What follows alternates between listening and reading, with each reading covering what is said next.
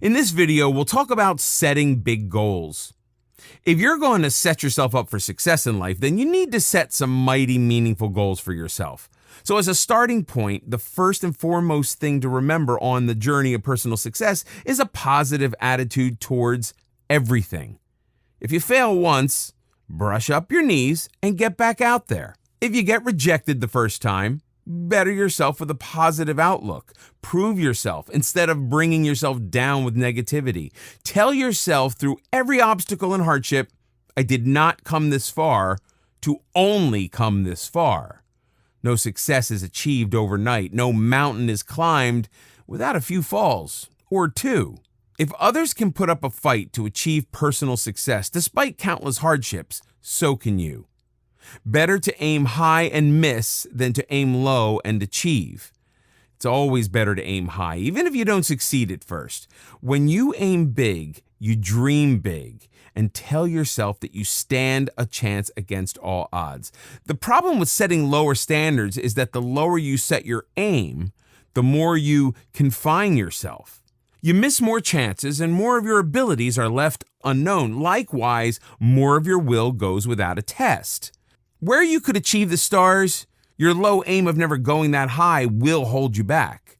No matter how many people look down on you and doubt your capability, it's your own personal belief, unwavering resilience, and ambitions that lead you to achieving your ultimate dream. But the moment you start to doubt yourself, the moment you decide you can't aim higher for the fear of failure, is when your downfall begins.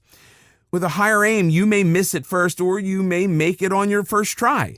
Take your chances, a leap of faith in yourself. The higher you aim, the more you achieve. Even if you fall short of your goal, you won't end up too far from it. Just think of achieving a good score on a test. If you aim low at getting 50% mark on your test, you might be successful and achieve that. But that's all it will be, an average and low achievement. If you aim higher at getting 90%, you may miss and hit an 80, which is still higher and so much better than the low set aim of a 50%. The same goes for all tests and trials life puts you through. Set purpose-driven goals. When setting goals, you need to think about how to achieve them, what you need to do to achieve them, and how much time you need to get there. But the real driving force that'll actually make you sweat for any goal is why you need to achieve that goal. Why is it a priority? Why is it so important? Setting goals is easy. Just think of drawing up a New Year's resolution. Everyone does that every year and has been doing it forever. So much so that it's become a mere habit and nothing much else. But what people don't do is pause to think over the goal and question why. Inevitably, without this driving force, they'll soon forget all about it. As such, it's important to not merely set goals, but set purpose-driven goals instead. For example, you may well be thinking of hitting the gym, working out, and getting yourself in shape. With just this in mind, you set a goal in your New Year's resolution to work out every day.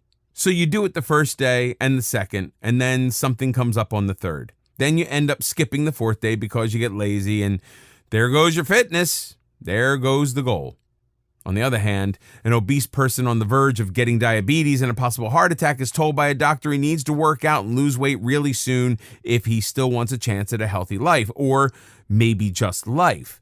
This is his why. This is why he won't skip the third or fourth day no matter what comes up. This is why he will achieve his goal with more determination. So through every hardship on your way, when you are at the brink of giving up, you can tell yourself again and again why you cannot give up, why you must go on. Give yourself a time frame to work with. Without setting a time frame to achieve any particular goal, there will be no sense of urgency.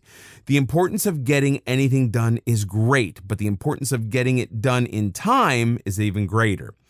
Giving yourself a duration for a specific task will make you more productive in that short time than you would be without it. If you know the deadline for a task is 24 hours, you'll make yourself attend to that task as a priority. You'll utilize those 24 hours in the most effective way possible to complete the task on hand. If you set a deadline of 1 week for the same task, not only will you waste the entire week and be less productive, you will also waste precious time that you could have used to complete other tasks as well. Having said that, the time frame has to be realistic and attainable. You need to be sure whether the goal is a short-term goal or a long-term one. Losing 10 kilograms in 3 days? Not possible, not attainable, even if you spend most of the hours of the 3 days in the gym. The time frame should not be based on some delusion.